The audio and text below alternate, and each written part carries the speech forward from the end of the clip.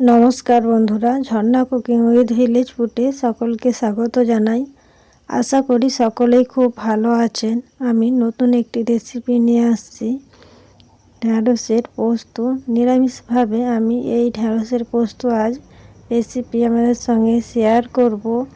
এই ঢ্যাঁড়সের পোস্ত রান্না করতে কিন্তু খুব বেশি সময় লাগে না, অল্প সময়ের মধ্যেই বানিয়ে নিতে পারবেন, আর খেতেও কিন্তু খুব সুস্বাদু।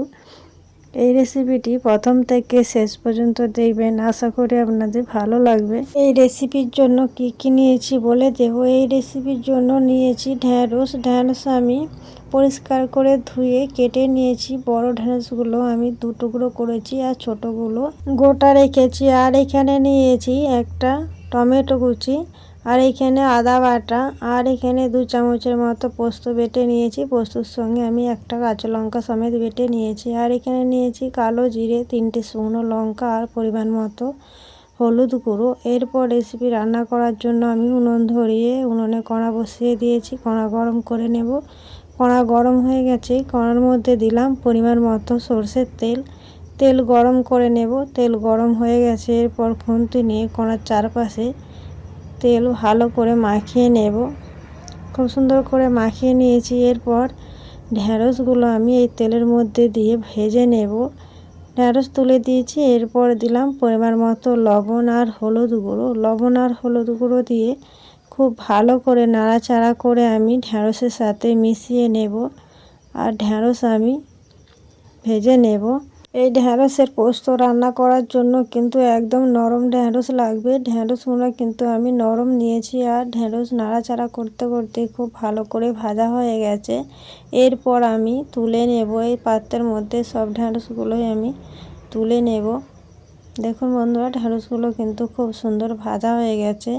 সবগুলোই কিন্তু এই পাত্রের মধ্যে তুলে নিয়েছি। এরপর ওই একই কড়ার মধ্যে আরও অল্প করে আমি সরষের তেল দিলাম। তেল গরম হয়ে গেছে, তেলের মধ্যে দিলাম কালো জিরে আর শুকনো লঙ্কা 3টে।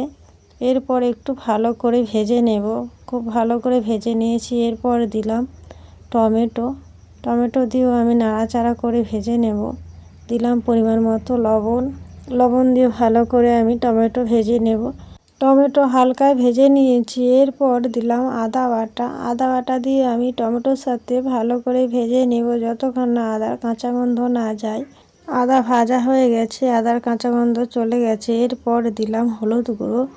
এরপর অল্প আমি জল দেব। জল দিয়ে খুব ভালো করে আমি এই টমেটোর সাথেই মশলা কষে নেব। এতে কিন্তু আমি লঙ্কা গুঁড়ো দিচ্ছি না, কেন আমি পোস্তর সঙ্গে একটা কাঁচা লঙ্কা বেটেছি, আবার এখানে 3টে শুকনো লঙ্কা দিয়েছি, তাই আমি কিন্তু ঝাল একদমই দিলাম না।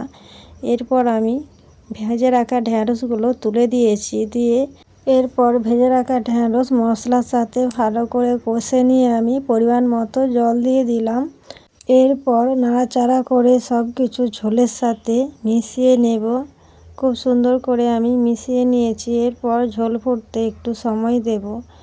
ঝোল ফুটে গেছে, এরপর আমি বেটে রাখা পোস্ত দেব। পোস্ত আমি ঢেলে দিলাম। এরপর বাটি ধুয়ে একটু জল দেব। জল দিয়ে খুন্তি নিয়ে নাড়াচাড়া করে ভালো করে আমি পোস্ত এই ঝোলের সাথে মিশিয়ে নেব। খুব সুন্দর করে এই ঝোলের সাথে পোস্ত মিশিয়ে নিয়েছি।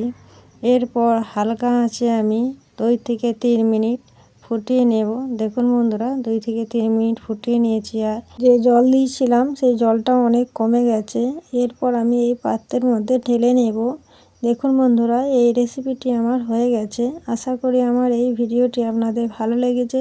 ভিডিওটি ভালো লাগলে লাইক করবেন, বন্ধুদের সঙ্গে শেয়ার করবেন। রেসিপিটি কেমন লাগলো কমেন্ট করে জানাবেন।